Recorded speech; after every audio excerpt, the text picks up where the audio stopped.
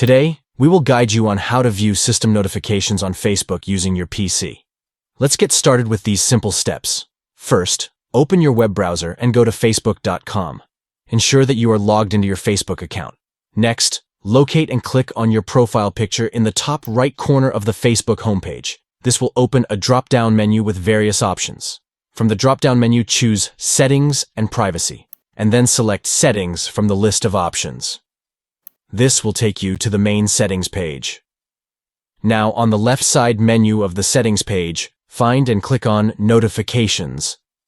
This will allow you to manage your notification preferences and view system notifications. By following these steps, you can stay informed and up to date with important system notifications on Facebook right from your PC. Thank you for tuning in to this tutorial. Enjoy managing your system notifications efficiently on Facebook with these easy steps.